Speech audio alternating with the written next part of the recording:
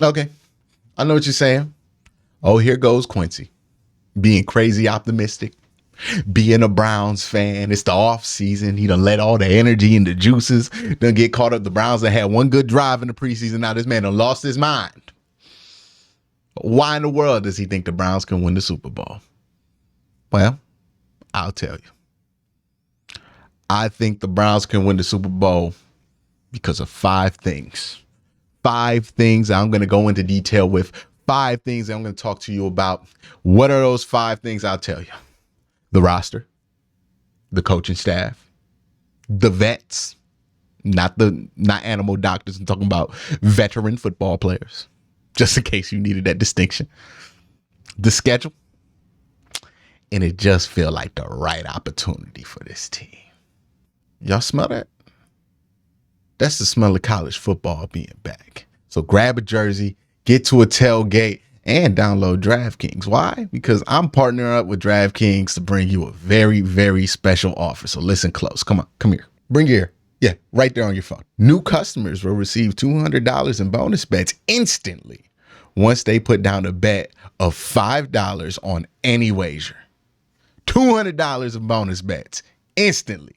All you got to do is bet $5. Download the DraftKings Sportsbook app now and use my promo code WORSTTAKE. That's right. And just in case you missed it, I'll tell you it again. Lean in. A little closer. New customers who bet just $5 on any wager will receive $200 in bonus bets instantly. Stay in on the action and use your $200 in bonus bets on DraftKings parlays. Combine multiple bets together for a shot at an even bigger payout. If sports betting is not available in your state, don't worry. You can still join all the fun with DraftKings daily fantasy offerings across all sports. Download the DraftKings Sportsbook app now. New customers who use my promo code WORSTTAKE and bet just $5 on any wager will get $200 in bonus bets instantly. Thank you for DraftKings for sponsoring this video. Now, I know what you're saying, Quincy. The roster's been good for years. This isn't that different. I'll explain to you exactly how different it is, because I think that is a false statement to say it's not that different. It's obviously that different. It's very, very different. Let me explain this to you. One, quarterback. You can have all the conversations about every other player that was here, but if we ain't starting at quarterback, then the conversation ain't really happening. Because the truth is, that's been this team's biggest problem. Quarterback. Every season that's underwhelmed expectations, there's an underperforming quarterback there somewhere. 2018, underwhelmed expectations. I don't know. They kind of overwent because they almost went 500. Nobody expected that team to go 500. But still, 2018, part of the reason why they didn't hit those goals is because Tyrod Taylor kind of underperformed. And then Baker Mayfield got in there, played well. 2019, why did the Browns hit their expectations? Baker Mayfield. It's not like he had a good season, right? Like he didn't have a good season and the team stunk. Nah. He played bad. The team was bad. 2020, we played well. What also happened? Oh, we got good quarterback play in 2020. 2021, what happened? Who regressed the most in 2021? You could point at other people who regressed. Certainly, it wasn't a good team, but it was Baker Mayfield. Regressed just like the record. And in 2022, you start some Jacoby Brissett. You start a 700-day layoff of Deshaun Watson. It just didn't sit right. Now you're starting Deshaun Watson. And the hope is that he's going to actually be Deshaun Watson. And if he is, you're in a completely different place. But Deshaun Watson aside, you know what I mean? There's going to be enough videos of me talking about how the quarterback changes the potential. There's hours of that stuff that exists. You don't want to just hear me talk about Deshaun for the next 20 minutes. Or maybe you do, but this ain't going to be that video. Let's talk about the rest of the roster, because Deshaun Watson is one player on this roster that has been considered the best at his position. But he's not the only one, or at least in the conversation for the best at his position group. He's not the only one, though. Myles Garrett. widely considered one of the best defensive ends, if not the best. Nick Chubb, widely considered one of the best running backs in football, if not the best. Wyatt Teller, widely considered one of the best right guards in football, if not the best. Joe Bitonio, widely considered one of the best left guards in football, if not the best. Jack Conklin, widely considered one of the best right tackles in football, if not the best. Denzel Ward, who's been in that conversation for one of the best corners in all of football. That's 6 players right there. 6 of them that have been considered at some point recently in their career one of the best players in their position groups, rising stars, elite level players. 6 of them. That's more. There are more elite level players on this team right now than there have been if you go from 2017 all the way back to 1999. Dead serious. That's not even a joke. It's not even hyperbole. It's like, it's actually really, really true. All right. Also, another thing to consider, all of these players are under 30 and well into their prime. You got Myles Garrett, who's just about to hit his prime. You got Deshaun Watson, who just turned 27, just about to hit his prime. You got Nick Chubb, about to turn like 26, about to hit his prime. Joe Bitonio is over 30, so he's a little bit older than his prime, but he's Joe Bitonio. Are we really gonna trip over Joe Bitonio being over 30? Denzel Ward about to hit his prime. Wyatt Teller about to hit his prime. So not only do you have those elite level players are in the prime of their careers. In Joe Bitonio's case, probably towards the end, but still in the prime. So that's very good. And to be honest with you, if I just talked about those 6 players alone, I could make my argument. I could tell you that the Browns are going to have a top tier O-line. I could tell you that the Browns could have a top tier passing offense. I could tell you that the Browns are going to have a top tier rushing offense. I could tell you that the Browns are going to have a good secondary pass rush, all because they have those 6 players. And how many teams have something like that? Let's look at the Kansas City Chiefs. They're the best team in football. They're not the best roster in football, but they're the best team in football. Right now they have an elite quarterback, an elite tight end, and an elite 3 tech. If I'm missing anybody, let me know. But those are the 3 elite players they have. Browns got 6 of them. They got a better edge than Myles Garrett. They got Nick Chubb and Deshaun Watson, who, when he was playing in 2019, was, right in that conversation. Well, yeah, right in that conversation with Pat. Not necessarily on the same level as Pat. I'm not that crazy, but in the conversation.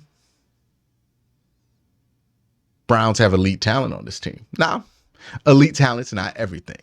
Elite talent doesn't make a great roster, because we had elite talent. Now, if one of those players play quarterback, then it kind of makes up for a lot. But outside of the elite talent, what else do the Browns have?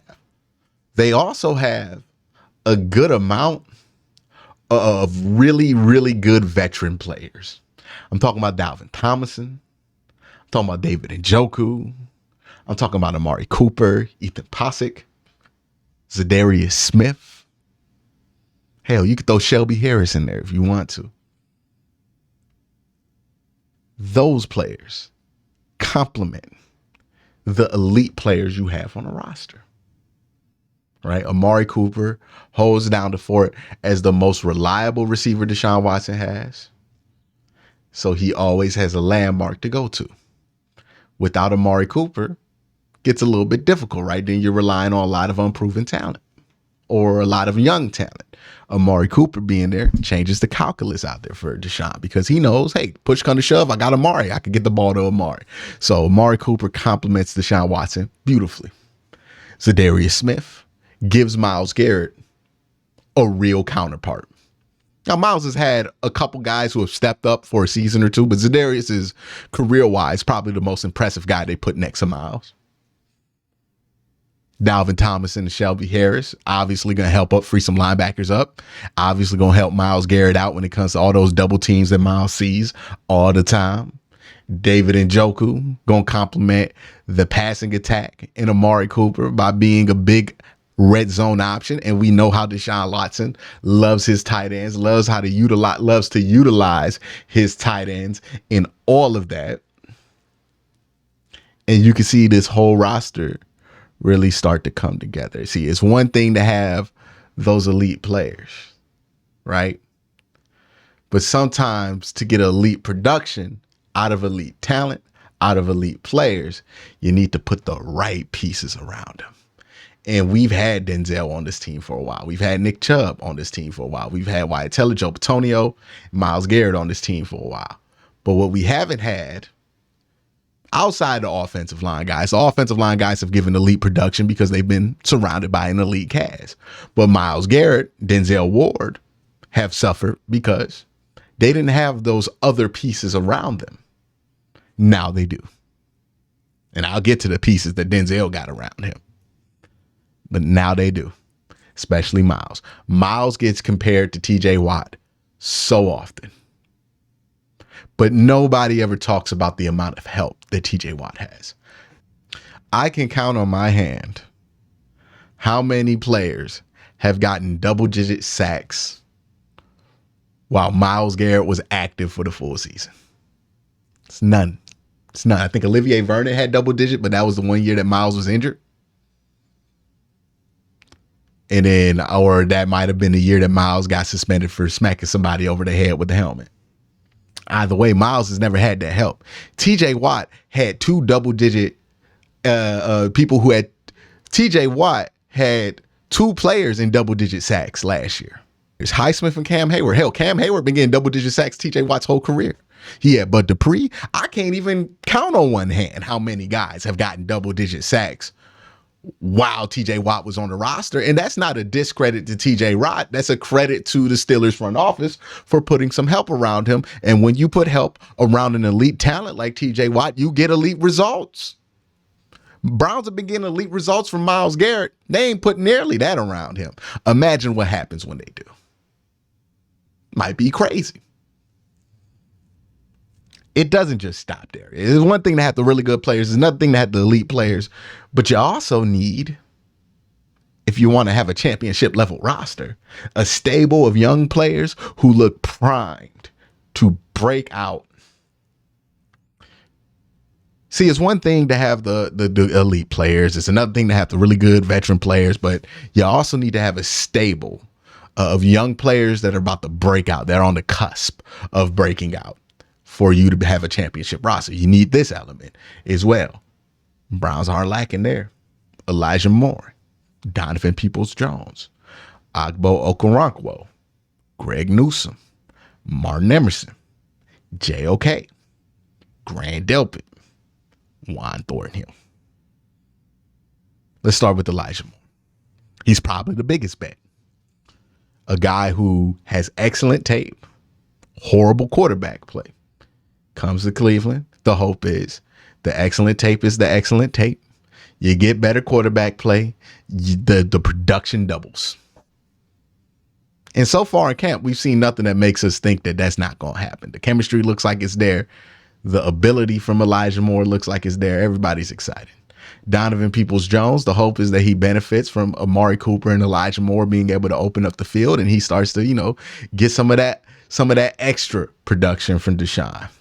Obo Okoronkwo benefits from having Za'Darius and Myles Garrett out there. They're going to get all the attention in the world so he can just get some free runs during the season, and he's twitchy enough to be able to take advantage. JOK is going to benefit from the upgrades at defensive tackle, so he don't got to worry about fending off guards all the time, right? I think that's pretty obvious. Grant Delpit is going to have some room to fly around now that they have that whole front four situation settled. And Juan Thornhill is going to have the freedom to play free safety, make some more plays than he did in Kansas City because they have more safeties around him that can move a lot faster. So now he has that freedom to kind of make some plays.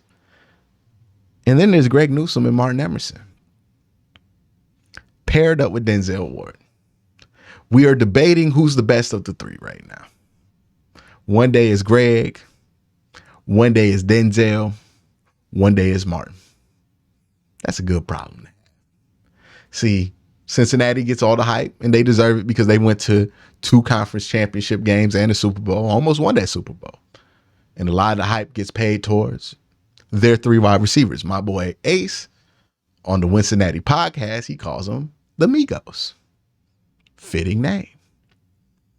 I don't know what the trio nickname's gonna be for Martin, Denzel, and Greg, but The Migos have met the Shield. This is Roman Reigns. This is Seth Rollins. This is Dean Ambrose. Now John Moxley. It's John Moxley. He's much cooler. It's John Moxley. So I'm going to just call him John Moxley. You know what I mean? 3 bad dudes going up against those 3 bad dudes. Who's going to win? I want to see. That's going to be a bomb triple threat or a bomb trios match when those 3 go up against each other. It doesn't stop there. You also need some role players, right? And that's where Anthony Walker walks in. That's where Taki comes in, Ronnie McLeod, Jordan Atkin. This roster is ready. I just talked about them for like 12 minutes straight. This roster is ready. This roster is deep. This roster is built correctly. If this team does not succeed, it ain't because of the roster. And the choices the decisions made after that will probably reflect. Another thing that I think is important, I mentioned, was the vets. This team had been relying on young talent for a long time. They didn't have enough vets. Now we do. We got guys who've been in the league forever, who've seen a lot in their career. Not necessarily dudes who've been to championship, but I think that's helpful because you have guys who have been in the league a very long time and are kind of hungry, like Deshaun. Been to a couple playoff games. He knows what it's like. Miles is in his like 6th or 7th year at this point. Same thing can be said with Nick Chubb. These guys who were 3 years ago young stars who didn't know nothing are now veteran players that are part of your core. And then you add in Amari Cooper. Then you add in Zadarius Smith. Then you add in Shelby Harris, Dalvin Tomlinson. Now, instead of having a young locker room that can make young mistakes, you have a locker room that's actually kind of mature. That knows the highs and lows of an NFL season. That knows when not to get too excited. When to get excited. When to turn it up.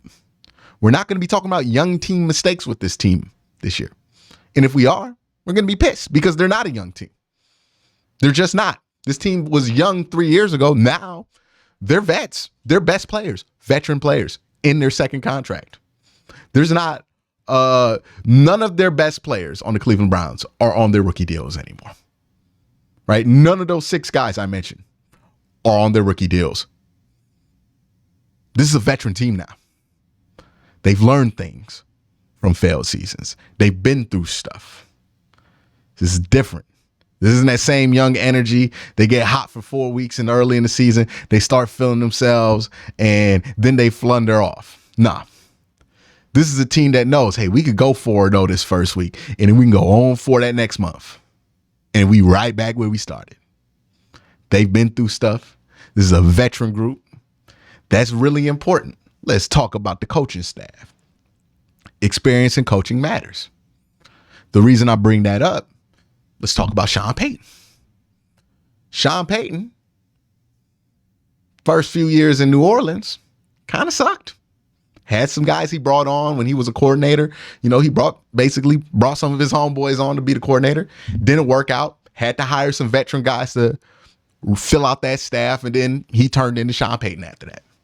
Another guy I want to talk about, because I don't think, and the point I want to make, to be clear, is the experience is what matters. You can have qualified coaches in there. Joe Woods could end up becoming like a great defensive coordinator or a great head coach one day, but he just wasn't experienced enough for where this team needs to go. Same thing could be said about Mike. Well, Mike Prefer had experience. It's just he stunk. But those guys just didn't have the experience necessary, especially on the defensive side. Think about a Bill Belichick. When Bill Belichick was first here in Cleveland, he had Nick Saban on his staff. That's not nice. I don't know why my Apple Watch said that. But when Bill Belichick was here in Cleveland, he had Nick Saban on this staff. They still got fired. They still didn't go to the playoffs and reach the amount of success people expected for him. Why? Well, weren't experienced enough. Nick Saban wasn't Nick Saban yet. He was a guy with the potential to turn into Nick Saban, but he wasn't Nick Saban. He wouldn't become that way. He still had to go to Michigan State. Then he had to go to LSU. Then he had to try out the Dolphins for like 2 weeks, come back, and then now he Nick Saban.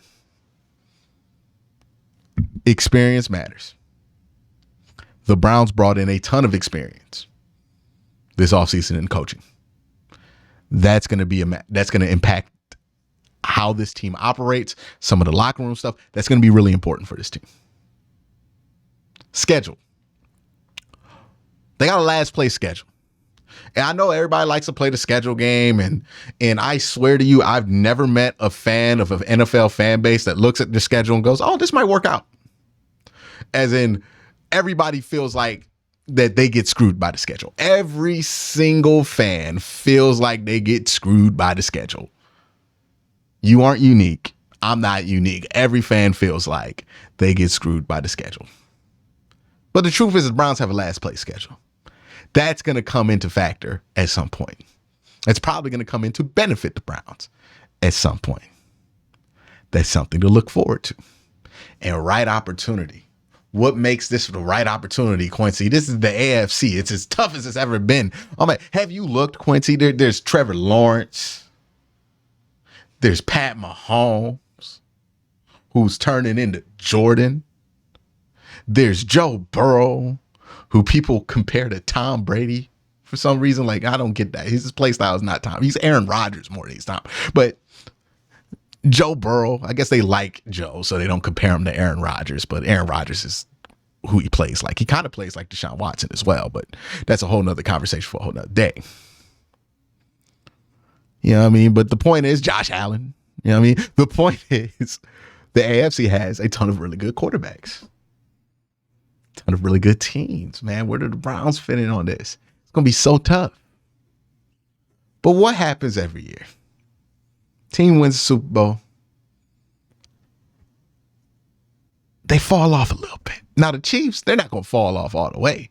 A fall off for the Chiefs, that a major fall off for the Kansas City Chiefs is like losing in the second round. But they're going to be a little bit more vulnerable than they've been in past years. The offense might feel the burn of the amount of weapons that they've had to burn off to pay Patrick Mahomes. Maybe that starts mattering. Maybe Travis Kelce starts to age a little bit. It's going to be a little bit of a down for the Chiefs. You look at the other team that's been in the AFC championship conversation, the Cincinnati Bengals. Maybe they could be showing signs of fatigue.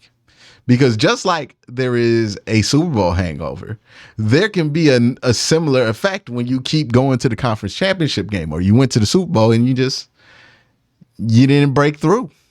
It's been 2 years for them. Is this the year that they're not as lucky? Is this the year that they don't get some of the breaks? Is this the year where the fatigue sets in? It sets in for everybody. It's not shade to Cincinnati. I'm not saying they're a lucky team and that's why they got to the conference championship game. But at some point, you get a bad break. Cincinnati has gotten fortunate breaks for the last 2 years, right? They got a really good break in 2021 when it came to what teams they had to play. Not that saying they walked through some bad teams, but they didn't have to play the premier quarterbacks. They only really had to play Pat Mahomes. That was something that broke in their favor. You look at 2022, and we're talking about a fumble recovery away from the Bengals getting eliminated in the first round.